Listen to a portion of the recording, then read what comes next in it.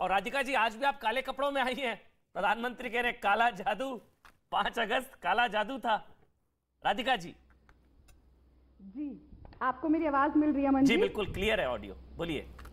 जी, मैं रिक्वेस्ट करूंगी जो यहाँ पे कैमरामैन है वो इसको जूम करके दिखाए। ये हमारे माननीय प्रधानमंत्री श्री नरेंद्र भाई मोदी जी की तस्वीर है कुंभ में गंगा स्नान करते हुए। शायद आपको दिख गई। काले कपड़े हैं, जहां तक मैं ये रंग समझती हूँ काला है। ये हमारी देश की महिला एवं बाल विकास मंत्री साहिबा है, जो अपनी महिलाओं के उत्पीड़न हो या कोई भी चीज हो रही हो उस पर कभी नहीं बोलेंगी, लेकिन पार्लियामेंट में जाके सोनिया गांधी माफी मांगो जरूर चिल्लाएंगी। अपने काम से काम नहीं रखेंगी। और ये भी काले कपड़े पहन के गंगा स्नान कर रहे हैं। और ये सारी फोटो एक कुंभ मेले की हैं। अब कौन सा काला जादू हो रहा था, मोदी जी शायद बेहतर बता सकते हैं, क्योंकि कोई विशेष काला जादू तो वो जाके गंगा मैया के वहां पे कर रहे थे और उनके पीछे पीछे जाके स्मृति ईरानी जी भी कर रही थी। कौन सा काला जादू था, क्या चाह रहे थे? और क्या इस देश के प्रधानमंत्री को ऐसे बयान देना शोभा देता है? क्या इस समय देश को आप अंधविश्वास की ओर ले जाना चाहते हैं? और क्या वो स्वयं भूल जाते हैं कि वो किस किस तरीके के कपड़े पहनते हैं, चाहे लाखों अरबों के सूट हो जिसमें खुद का नाम गड़ाया हुआ होता है, या फिर कहूंगी काले कपड़े पहन के उन्होंने कहां कहां भाषण नहीं दिए। यूएन में भी गए थे काले कपड़े पहन के, वहां पे भी क्या कोई काला जादू कर रहे थे मोदी जी?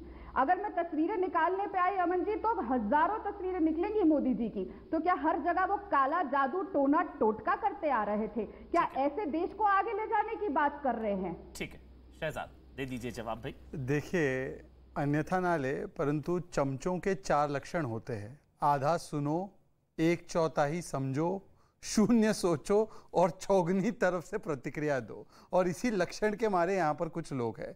हम तो बात कर रहे हैं, आपने ले लिया काले कपड़ों पर, परंतु जिनकी नीयत, मंशा और कृत्य काले हैं उनसे जरा बता दे कि जब 5 अगस्त 2020 को श्री राम जन्मभूमि का भूमि पूजन हुआ, मंदिर का भूमि पूजन हुआ, 500 वर्ष का एक लंबा कालखंड जिसमें कांग्रेस ने 70 वर्ष तक मंदिर को अटकाने, लटकाने और भटकाने के लिए सारे प्रपंच रचे, तो उसका विरोध किसने किया? इन काली नियत वालों ने। जब 5 अगस्त 2021 की तारीख आई तो फिर से बहाना करके उसका विरोध किसने किया? ये काली करतूतों वालों ने। जिस दिन पर हमारी 370 की धारा रूपी दीवार को गिराकर भारत का और जम्मू कश्मीर का भौगोलिक ही नहीं रूहानी एकीकरण किया गया, तो किसने काले कपड़े पहनकर काली नियत के साथ, काली मंशा के साथ इसका विरोध किया? कांग्रेस पार्टी ने।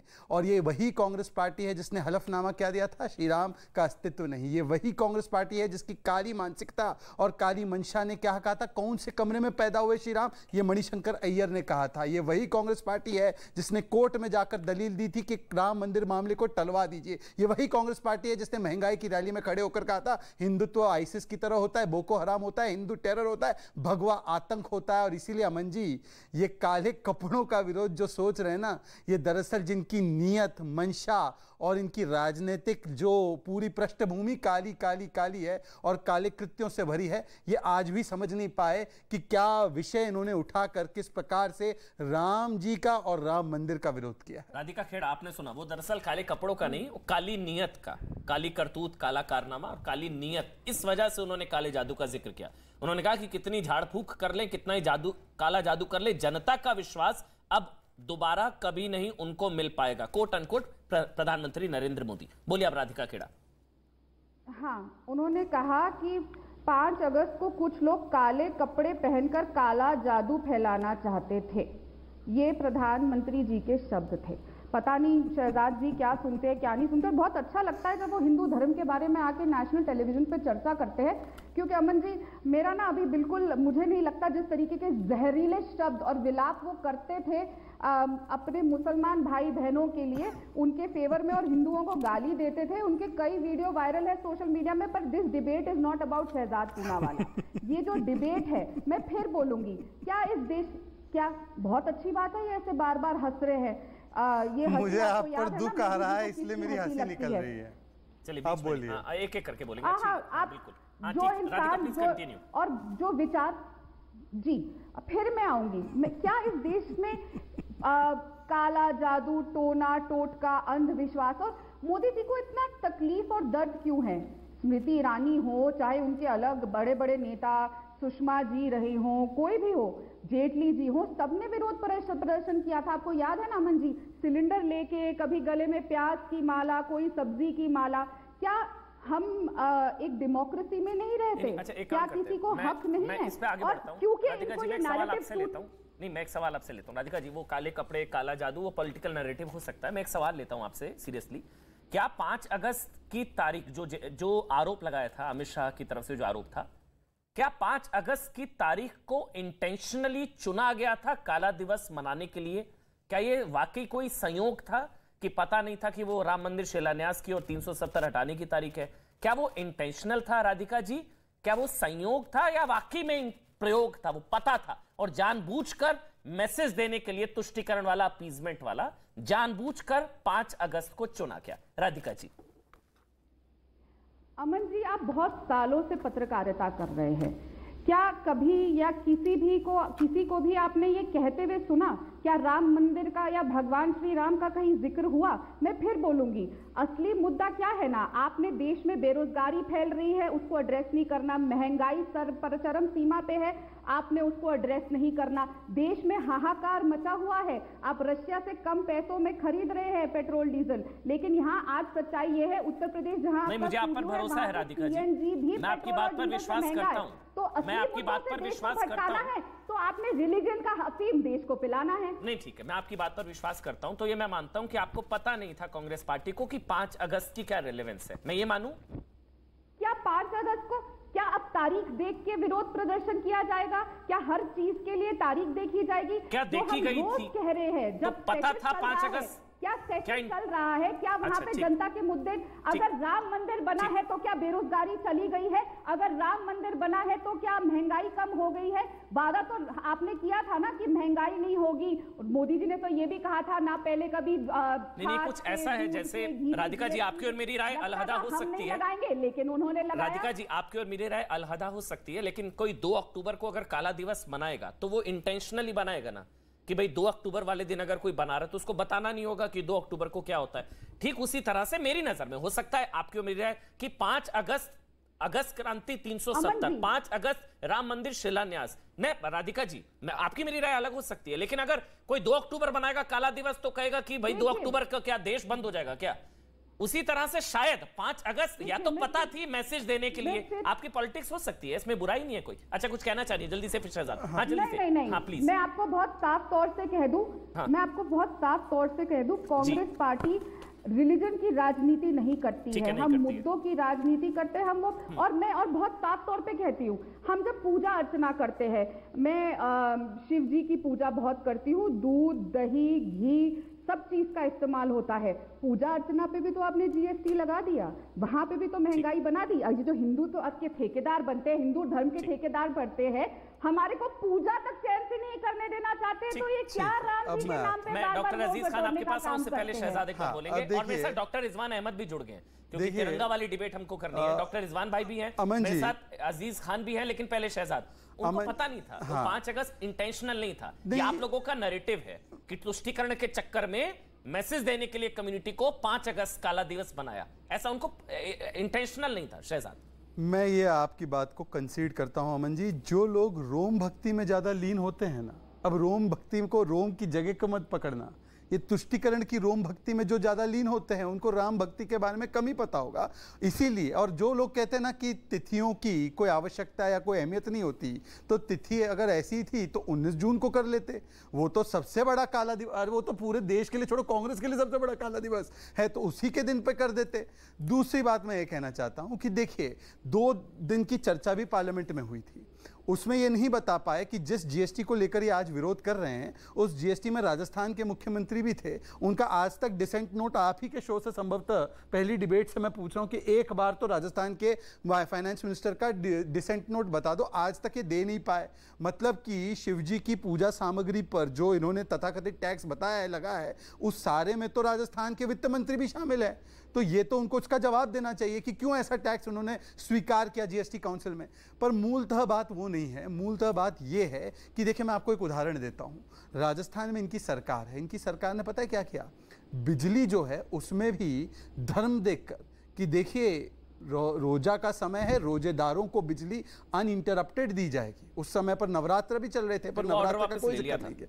हाँ, पहले आया था ऑर्डर, आप ठीक कह रहे हैं, वो तो ऑर्डर वापस ले लिया था। हाँ। तो ये अगर इसको आप समझ रहे हो ना कि ये इनोसेंट मिस्टेक है, ये इनोसेंट नहीं है, ये ना इग्नोरेंट है, ये इंडल्जेंट है, indulgent in the action of तुष्टीकरण। और तुष्टीकरण से दो संदेश साधने थे। कहना तो था चेहरा लगाकर कि देखिए ये तो महंगाई पर है, बेरोजगारी पर है, बेरोजगारी पे होती तो राजस्थान में कर लेते, 29% है। परंतु जब पर्दा गिरता है उस बेरोजगारी के तथाकथित आंदोलन पर, जब उनका हिजाब निकलता है तो पीछे जो चेहरा निकलता है वो हिंदू विरोध का ही। अन्यथा ये देखिए बयान है मणिशंकर अय्यर का, कौन से कमरे में पैदा हुए श्री राम, इनको बता दीजिए। बहुत सीरीज है वो, बहुत नहीं तो सीरीज ही है, और ये सीरीज की डॉक्टर अजीज खान और रिजवान अहमद, आप दोनों के पास आऊंगा। पहले डॉक्टर अजीज खान, जो डिबेट है तिरंगे को लेकर, जो स्टेटमेंट है सौम्य प्रसाद मौर्य का कि दंगा हो सकता है, तिरंगा यात्रा अगर मुस्लिम इलाकों में जाएगी तो ये लोग साजिश करेंगे, तिरंगा को नीचे गिराएंगे, उस पर चले, कुछ वो साजिश हो सकती है। उसके बाद अखिलेश यादव जी का स्टेटमेंट,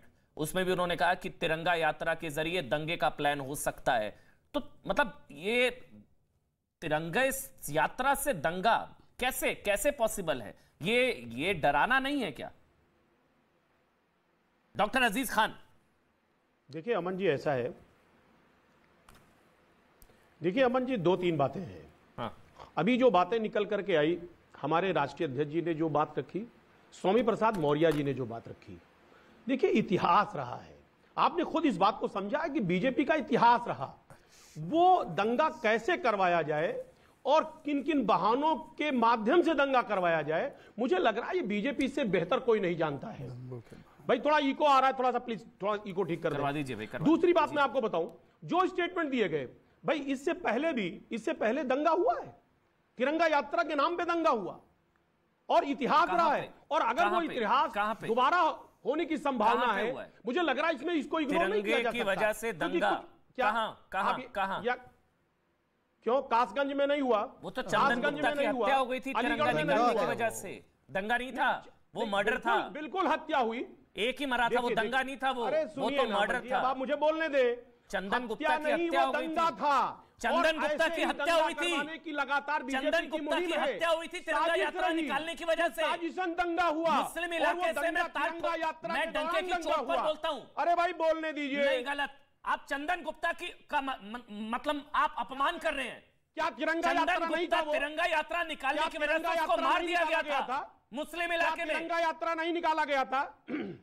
चंदन गुप्ता को तिरंगा यात्रा निकालने की वजह से मार दिया गया था। वहां दंगा नहीं हुआ था। आप क्या बात कर रहे हैं? आप तो फिर निकालना छोड़ दे मुस्लिम इलाके से तिरंगा यात्रा।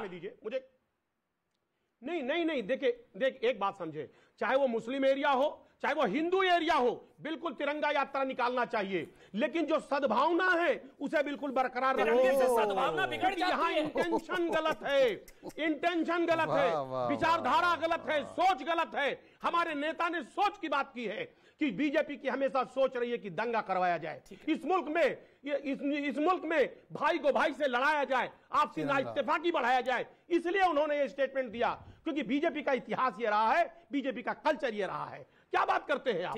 यही सच्चाई है। आज हर घर तिरंगा लगाने का जो अभियान है, हम उसका सम्मान करते हैं, बिल्कुल सम्मान करना भी चाहिए। हमारा राष्ट्रीय ध्वज है, हम बिल्कुल सम्मान करना। 45 मिनट है डिबेट में, 8:15 हो रहे हैं। 45 मिनट में मुझे आप समझा दे कि तिरंगे से दंगा कैसे होगा। मतलब तिरंगा तो देशभक्ति का, ये तो धर्म के परे है। मुसलमान हिंदू मुसलमान को जोड़ता है तिरंगा, तो ये तो देश है हमारा। आप कह रहे तिरंगे से दंगा, तिरंगा यात्रा से दंगा होता है, तिरंगे से दंगा होता है, कैसे होता है? आप मुझे अगर बता दे। 45 मिनट है आपके पास, मैं चुनौती दे। बस मुझे 20 सेकंड दे दे, मैं समझा दूंगा। देखिए अमन जी, बहुत सीधी सी बात है। देखिए हम बार बार एक बात कह रहे हैं कि तिरंगा यात्रा निकलना चाहिए, बिल्कुल निकलना चाहिए। हर घर तिरंगा लगना चाहिए, बिल्कुल लगना चाहिए। ये हमारा राष्ट्रीय ध्वज है और एक ऐसा बेहतरीन मौका है कि आज हमारा मुल्क जो आजाद हुआ है, 75 साल हो गए, इससे बड़ी खुशी की बात नहीं हो सकती है। अरे सुनिए ना मेरी बात। भाई आप बोलेंगे तो मुझे कैसे बोलने का मौका मिलेगा? लेकिन बीजेपी बहाना ढूंढती है। रास्ता ढूंढती है। मैं एक सवाल आपसे करना चाहता हूं, शहजाद जी भी बैठे हैं, वो जवाब दे। नहीं अजीज भाई, सारा प्रोटोकॉल निकाला गया, सारी बातें बताई गई, हर घर। अरे सुनिए ना मेरी बात, अरे सुनिए ना, कंप्लीट करने दीजिए आप। तिरंगे से दंगा कैसे अरे होता भाई है? बात तो सुने सर, आप मुझे बात तो कहने दे। तिरंगा दंगा मैं वही बता रहा हूं, आपसे मैं जानना चाह रहा हूं और शहजाद जी से मैं जानना चाह रहा हूं कि तिरंगा घर घर लगाया जाएगा, तो उससे ये दंगा हो बताइए, जाएगा? उसको रिकलेक्ट कैसे किया जाएगा, रिस्टोर गलत। कैसे किया जाएगा, वो अलग रिस्टोर टॉपिक है, कैसे किया वो जाएगा? अलग टॉपिक क्या है, उसके लिए कोई प्रोटोकॉल जारी किया? मुझे नहीं इसको पता, इससे इसके भी लिए कोई appeasement प्रोटोकॉल होता है जारी क्या? किया? लेकिन क्या मैं डॉक्टर तिरंगे का रिजवान अपमान अहमद होगा, पैर के नीचे डॉक्टर पड़ेगा, रिजवान अहमद का- तिरंगे को आप डिस्ट्रॉय करेंगे? ये हम जानना चाहते हैं कि आखिर इसके बाद उसके एक लिए बहुत क्या आपने महत्वपूर्ण कानून, चीज सुनाना उसके लिए चाहता क्या हूं। आपने प्रोटोकॉल जारी किया? ठीक है डॉक्टर रिजवान अहमद, मुझे